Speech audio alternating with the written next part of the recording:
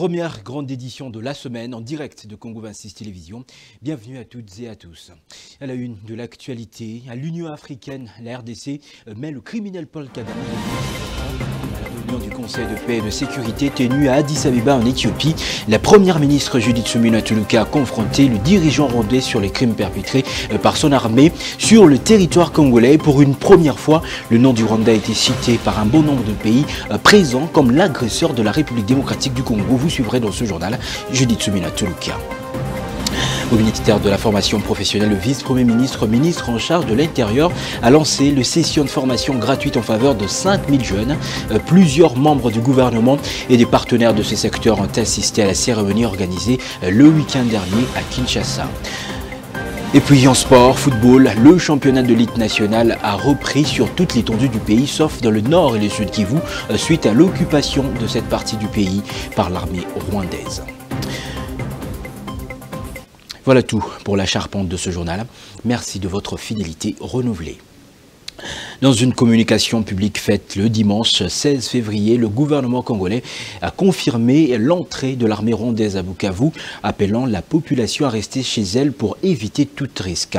Il déplore la violation des résolutions du sommet SADC-EAC. À Kinshasa, les catholiques et les protestants ont prié dans le calme malgré les tentatives de s'aimer la psychose dans certaines paroisses. La journée de dimanche s'est déroulée sereinement sur l'ensemble de la ville. Alexis Chiboué. Le dimanche 16 février, alors que les rumeurs de pillage et de perturbations circulaient, les fidèles de deux confessions religieuses ont fait preuve d'une résilience remarquable. Le clergé de l'Église catholique, en mission de négociation de paix, ont été critiqués par des Kinois, qui voient dans ces démarches un acte de trahison. Pourtant, la prière commune de ces jours témoigne d'une volonté de paix et de l'unité face à la diversité. Dans un pays où les conflits ethniques et politiques sont fréquents, ces moments de recueillement partagés pourraient être le symbole d'un espoir renouvelé pour une coexistence pacifique. Le défi reste nombreux, mais la foi et la solidarité entre les communautés religieuses pourraient bien être la clé pour surmonter les obstacles d'une paix durable. Parlons de cette réunion de paix et de sécurité tenue à Addis Abeba en Éthiopie.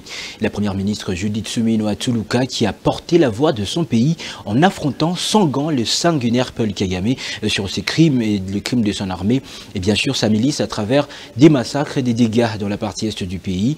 Au sortir de cette réunion, la première ministre fait le point de sa mission. Selon Judith Suminwa Tuluka, pour une fois, le nom du Rwanda a été cité dans la salle par un certain nombre de pays comme l'agresseur de notre pays avec ses troupes, de l'agresseur avec ses troupes dans le territoire de la RDC. Suivez Judith Suminwa Tuluka.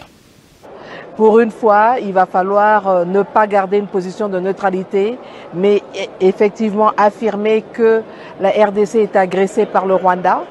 Donc nous avons eu des échanges à ce niveau-là et je pense qu'un certain nombre de pays autour de nous ont pu affirmer, pour une fois en tout cas, le nom du Rwanda en dehors de la RDC a été indiqué dans la salle comme étant l'agresseur en ayant des troupes sur le territoire congolais. Et donc dans le résumé en fait du rapport, c'était que appel au cessez-le-feu immédiat, appel au processus de Luanda, la continuité du processus de Luanda avec pour la partie congolaise la neutralisation des FDLR, mais pour la partie rwandaise, le retrait des troupes rwandaises sur le territoire congolais.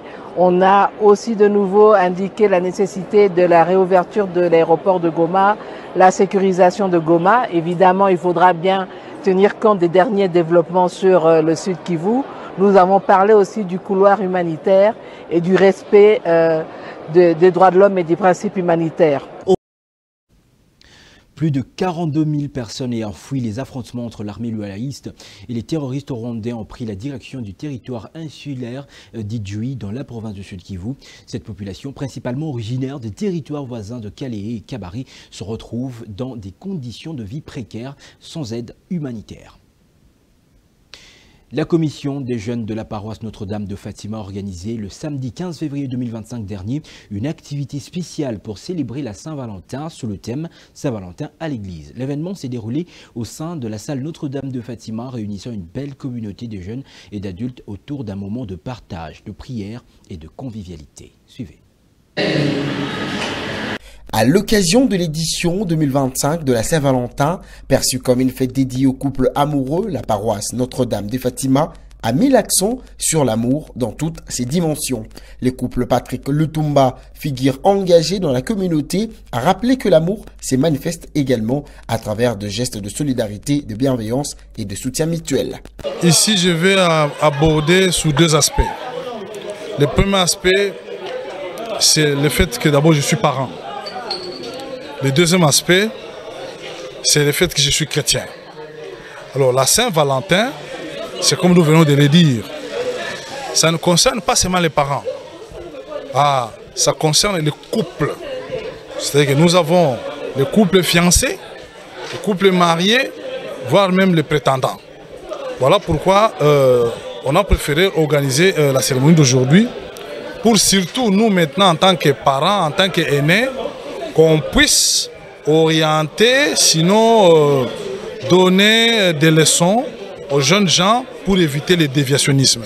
Parmi les intervenants, le couple Oscar Bissimois a particulièrement marqué les esprits en prêchant sur le sous-thème « Le jeune chrétien et la Saint-Valentin » en partageant. Il a été question de pouvoir échanger avec les jeunes pour leur dire Saint-Valentin, oui, d'abord comprendre que la fête de Saint-Valentin, c'est la fête de l'amour.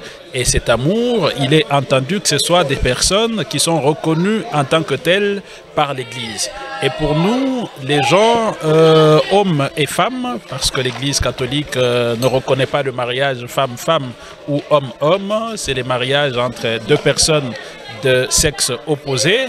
Et donc, on ne reconnaît hommes et femmes qu'ils sont réellement en amour que par le lien du mariage, que lorsqu'ils reçoivent le sacrement du mariage.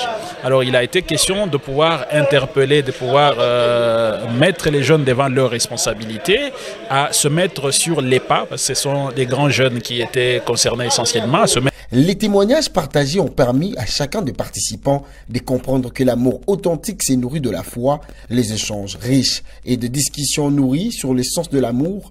Les participants ont exprimé la gratitude pour les enseignements reçus et la profondeur de la réflexion proposée. Et grande satisfaction est de comprendre ou de savoir et d'avoir reçu des réponses éclairées et très satisfaisantes de comment nous, jeunes chrétiens, devions nous comporter face à la fête ou devons nous comporter pendant la fête de la Saint-Valentin. Œuvre de la commission de jeunes de la paroisse Notre-Dame de Fatima, cette activité a été un véritable succès, offrant un moment de réflexion, de partage et de solidarité. Je voulais rappeler que l'amour, dans la foi chrétienne, va au-delà de relations romantiques et se manifeste dans chaque geste de solidarité et de bienveillance. Ça commence encore. Amen. La posée de Bonne nouvelle pour la jeunesse congolaise. Le ministère de la formation professionnelle a lancé officiellement ce samedi 15 février 2025 une session de formation gratuite pour 5000 jeunes. Plusieurs membres du gouvernement ont rehaussé de leur présence cet événement aux côtés du ministre de tutelle Marc Ekila et plusieurs partenaires évoluant dans le secteur de la formation professionnelle. Carlos Lofaka Nzembo était sur place pour le compte de Congo 26 Télévision.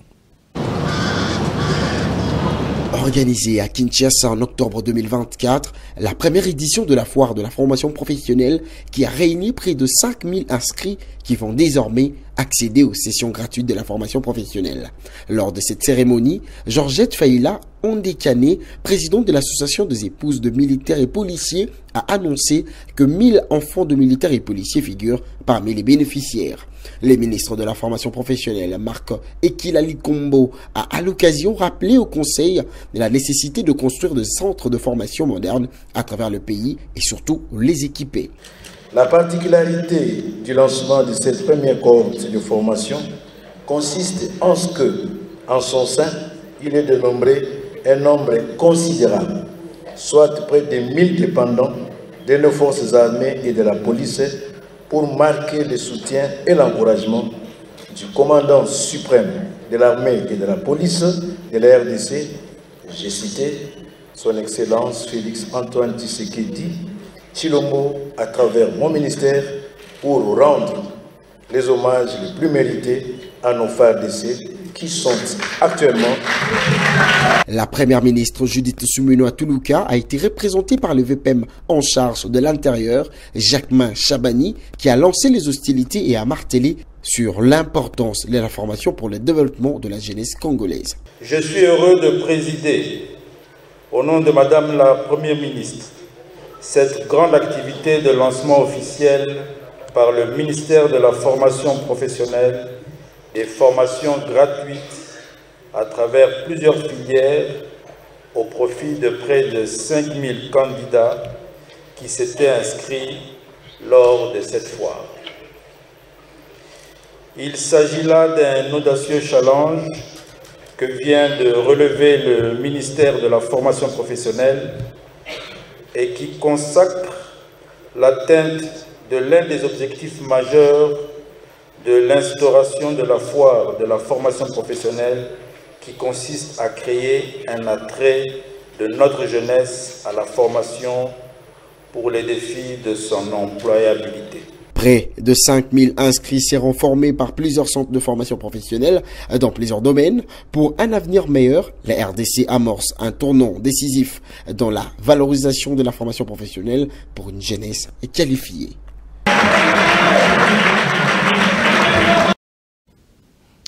Dans la page des arts et cultures, le Centre culturel et artistique des pays de l'Afrique centrale a vécu le samedi 15 février le lancement officiel de l'événement Debout Peuple du Congo avec le concert symphonique Missa Congo. Plusieurs personnalités culturelles du pays ont pris part à cette grand-messe. Les détails dans ce reportage. C'est dans une effervescence remarquable que le grand théâtre du Centre culturel et artistique des pays de l'Afrique centrale a ouvert solennellement la semaine de la souveraineté et de la résistance congolaise dans les cadres de l'événement Debout Peuple du Congo, qui a pour but de mobiliser les fils et filles de la RDC autour de défis de l'heure. Premier acte, le concert symphonique pour la paix et la souveraineté Missa Congo, un ensemble de cantiques et chants œcuméniques congolais pour rappeler que la culture du pays est une arme de paix et de résistance.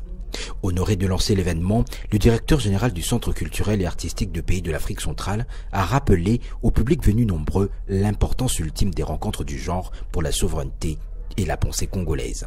Le Centre culturel et la Fondation, donc Joseph Kangenda, ici l'orchestre symphonique kimbanguiste, vous ont convoqué pour une Missa Congo.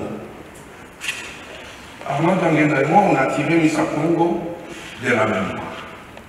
Les troubadours, les petits troubadours des Kamina. La Missa Douba, qui est un ensemble de chants du Katanga et du Kasaï, mêlés aux harmonies, aux symphonies européennes, jouées pour la première fois en 1958. Inspiré de la liturgie congolaise avec les rythmes, les harmonies de nos musiques traditionnelles, ajoutées aujourd'hui, ils ont convoqué Mozart et Dvorak.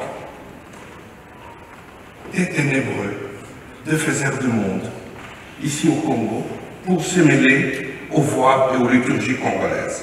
C'est un moment qui doit nous inspirer. Le décor planté, place aux prestations. L'orchestre symphonique kimbanguiste, le chœur Luc Julon, Belcanto et La Grâce ont uni leurs voix pour la paix et la souveraineté en République démocratique du Congo.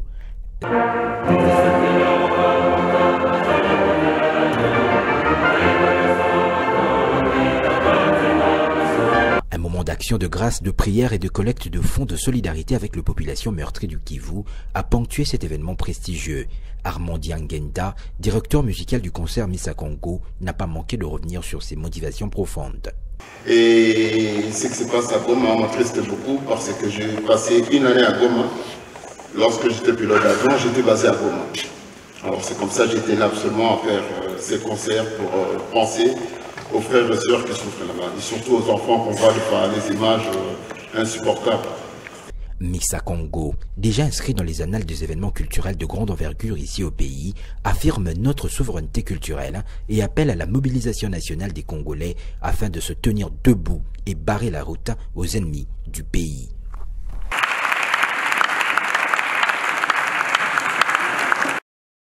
Après Missa Congo, l'événement Debout Peuple du Congo s'est poursuivi le dimanche 16 février 2025 dans le Grand Théâtre du Centre culturel et artistique de Pays de l'Afrique centrale avec la projection du film Congo, le silence des crimes oubliés.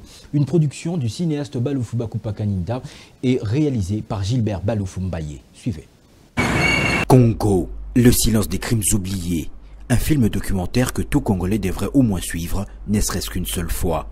Cette projection, une première au Grand Théâtre du Centre culturel et artistique des Pays de l'Afrique centrale, est une des activités principales de la semaine de la souveraineté et de la résistance du peuple congolais, Debout, peuple du Congo. Ce film documentaire revient sur les causes profondes des atrocités injustes imposées par les prédateurs des richesses de la République démocratique du Congo et étale sans détour les responsabilités des criminels rwandais et leurs complices. Le directeur général du Centre culturel et artistique de Pays de l'Afrique centrale et producteur du film documentaire Congo, le silence des crimes oubliés, a épinglé l'objectif principal de cette projection. Rompre le silence sur les crimes impunis et mobiliser pour les actions concrètes en faveur de la justice et de la souveraineté. Pourquoi ce film est-il crucial? Parce qu'il dénonce l'inaction de puissance internationale face à la tragédie congolaise. Pourquoi ce film est-il crucial? Parce qu'il donne la parole aux survivants et aux témoins des horreurs commises. Il interroge le rôle des multinationales et des États étrangers dans la perpétuation du chaos congolais. Le réalisateur, lui, promet de s'activer pour étendre la diffusion de son œuvre, bien que publiée en 2015, mais qui reste toujours d'actualité. J'ai déjà contacté différents ministères par rapport à ça et le projet est en cours. Nous sommes en train de discuter, voir comment est-ce qu'on peut projeter ces films dans les écoles, aussi dans d'autres villes, même aussi à l'étranger. J'ai déjà présenté en Grèce, j'ai présenté en Belgique, j'ai présenté en France. Et maintenant, on va reprendre encore ici. On va commencer par Kinshasa, Lubumbashi, et puis d'autres villes, et puis dans les écoles, dans les salles paroissiales et autres. Présent à cette projection, le président de la société civile du Congo voit en ces films une occasion de dénoncer le silence complice de la communauté internationale. Et d'envoyer un message fort à la communauté internationale, parce qu'en suivant le film, on a vu qu'il y a une injustice, une volonté bien affichée de ne pas punir ceux qui ont causé toutes ces morts. Et je vais ici, sans embâche, condamner la communauté internationale à avoir laissé faire un criminel et qui se croit tout permis. Et aujourd'hui, il continue cette sale besogne. Un moment émouvant et bien plus, une prise de conscience d'une arme supplémentaire pour le peuple congolais dans la quête pour la paix. Ce film, publié il y a 10 ans, ne souffre d'aucune ride d'aujourd'hui, ce qui explique sa reconnaissance à travers le monde, dont un prix au FESPACO. Le cinéma, c'est aussi anticiper les événements. En sport, précisément le football national, le week-end dernier, le championnat national Illico Cash Ligue 1 a repris sur toute l'étendue du pays. À Goma, en Nord-Kivu, l'AS Dauphin Noir n'a pas joué son match à cause de la guerre d'agression. De même pour les équipes du Sud-Kivu, Bukavu Dawa et Étoile du Kivu n'ont pas aussi joué pour la même cause. Cette reprise intervient après plusieurs semaines d'attente. Le championnat national de football Illico Ligue 1 a enfin repris le week-end dernier, cette fois-ci avec le coup d'envoi de sa phase retour. Toutes les équipes favorites ont pu faire l'essentiel devant leurs adversaires, à l'instar du tout-puissant Mazembe qui a battu le Lubumbashi Sport par le score de 4-0. Le FC Saint-Eulalie-Popo a lui aussi gagné par un score étriqué d'1-0 des CS Don Bosco. Une victoire par forfait a été également enregistrée, il s'agit de celle de l'AS Maniema-Union face à New Jack de Kinshasa à cause de l'absence de l'équipe quinoise à Kindu en raison d'insécurité qui règne dans les Grands Kivu. Bukavu Dawa devait recevoir V-Club de Kinshasa dans son stade de Kaditu à Bukavu. Malheureusement, le match est reporté pour une date ultérieure suite à l'envahissement de la ville de Bukavu par les rebelles du M23 soutenus par le Rwanda. De ce qui précède, les organisateurs du championnat national seront dans l'obligation de réajuster le calendrier. Probablement, les équipes du Nord et Sud Kivu seraient dans l'obligation de jouer soit à Kinshasa ou à Kindu. C'est la fin de cette grande édition du journal. Je vous rappelle ses principaux titres. À l'Union africaine, la République démocratique du Congo met le criminel Paul Kagame devant ses horreurs. À la réunion du Conseil de paix et de sécurité tenue à Addis Abeba en Éthiopie, la première ministre Judith Suminwa a confronté le dirigeant rwandais sur les crimes perpétrés par son armée sur le territoire congolais. Pour une fois, le nom du Rwanda a été cité par un bon nombre de pays présents comme l'agresseur de la République démocratique du Congo. Vous avez suivi à ce sujet la première ministre de la RDC. Au ministère de la formation professionnelle, le vice-premier ministre, ministre de l'Intérieur, a lancé les sessions de formation gratuites en faveur de 5000 jeunes. Plusieurs membres du gouvernement et de partenaires de ces secteurs ont assisté à la cérémonie organisée le week-end dernier à Kinshasa. Et puis en sport, football, le championnat de Ligue nationale a repris sur toute l'étendue du pays, sauf dans le nord et le sud Kivu, suite à l'occupation de cette partie du pays par l'armée rwandaise. Excellente suite de programmes sur Congo 26 Télévision, la chaîne de l'unité nationale. Notez, chaque génération a dans une certaine opacité le devoir de découvrir sa mission, la remplir ou la trahir. Mesdames, Messieurs, bonsoir.